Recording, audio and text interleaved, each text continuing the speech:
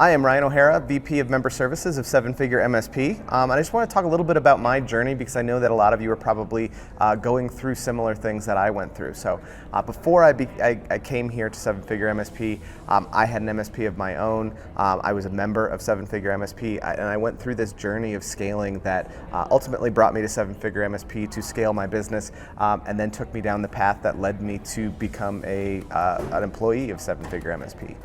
So I started my MSP about 15 years ago now. Took the path that many of you have taken from starting off with break fix and project work, transitioning to more of an MSP model and proactive maintenance. And then that's about when I found Seven Figure MSP. I was starting to make the transition to cybersecurity, kind of seeing the writing on the wall, everything that was changing, and all of these cyber attacks that were happening increasing at an exponential rate. So as I was starting to do that, the natural path took me to Chris Weiser and Seven Figure MSP, started popping up in my feeds, really good sales and marketing. He will follow you around for the rest of your life. And I started engaging, looking at some of these things, joined the program, and that took me to that next step of being able to take the path that I was looking to go on, supercharge it to get there much, much faster, and start offering the solution that I knew that my customers needed, whether they knew that they needed it or not. Some of the challenges you face running your MSP, obviously growth and scale. Not everybody does things exactly the same way. Not everything is the same fit for everybody. For me personally, I very intentionally wanted to keep my MSP small. I resisted hiring my first employee for a considerable amount of time. Basically any path that I was given and a crossroads, if you will. If it was to choose between hiring an employee or finding automation, I went automation until I reached that point where I needed to hire somebody. And so that's how I chose to scale my business. Some people go the opposite route. Everybody does a little bit of automation, but getting those staff members to take that stuff off of their plate sooner.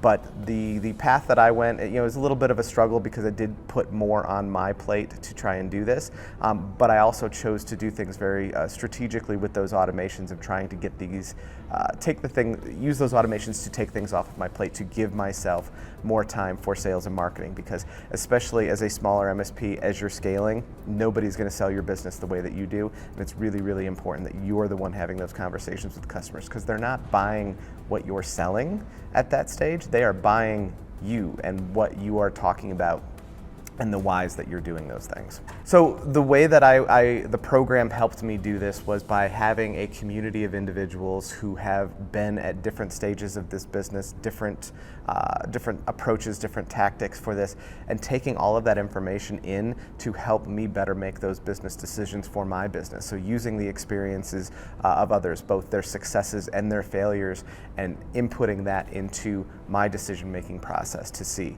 So obviously I made some mistakes of my own prior to getting there. I still make mistakes, but taking that information both from my peers and then sharing it with others really helps. Entrepreneurship can be a very lonely and challenging thing. Being a business owner in general can be a lonely and challenging thing. There's not a lot of people out there that go that route, so you don't always have that many people to talk to. Leveraging this community basically gave me both friends that had these similar experiences, but basically a board of directors of my own that I could run these ideas past, get that feedback, and it really helped make me better prepared for some of the decisions that I needed to make in order to grow my MSP. So when I started my MSP, it was very much by the seat of my pants, just like many, many MSPs out there. Most of us start this type of business because we're good at techs. We're techs by trade, but not necessarily business owners. We don't know accounting. It's more of a second language to us. So those were some of the major challenges in really growing this business. So one of the things that I took out of some of the programs that I was a part of prior to Seven Figure, and very specifically Seven Figure and the Trailblazers program as well, is learning those lessons of running the business itself. The tech was something I could handle. That's the part that came naturally. But really learning the business aspect of things, kind of going from that very much trial by fire, learning through failure business experiences to learning how to properly run not just a business but an MSP business, getting things like my chart of accounts in order and streamlining all of those processes from an operational standpoint beyond just the tech, to put my business in a position to where when the opportunity came up, to go in a different direction and join this team full-time as a staff member. I was able to do that very easily just because all of those things were in order. It was a relatively quick turnaround as far as MSP sale and acquisition because all of those things were in order. It didn't take as long to do that discovery process because the relationship was such that they were able to take a look, get the information that they needed really quickly.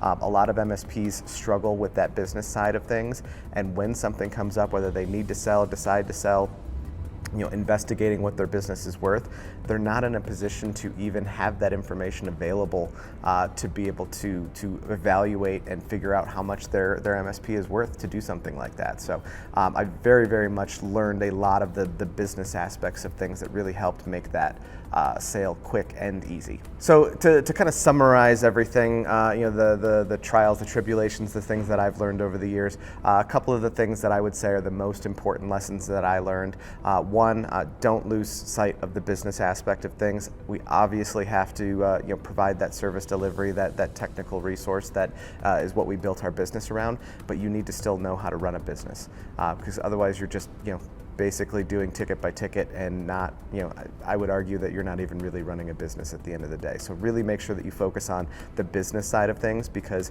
without that, you're really just a gun for hire doing tickets left and right.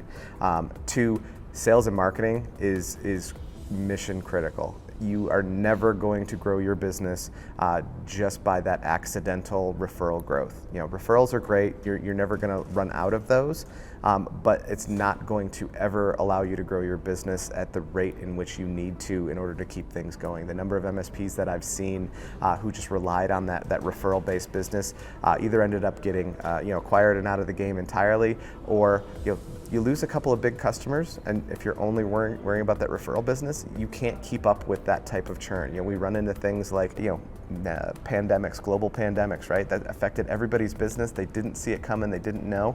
The people who were relying on referral business alone couldn't recover from that. So you really need to make sure that you're focusing on growth, because not only is it going to help your business, but it's going to allow you to do the thing that got you into this in the first place. You wanted to be there to help your customers, and there's no way that you can help your customers if your business goes under.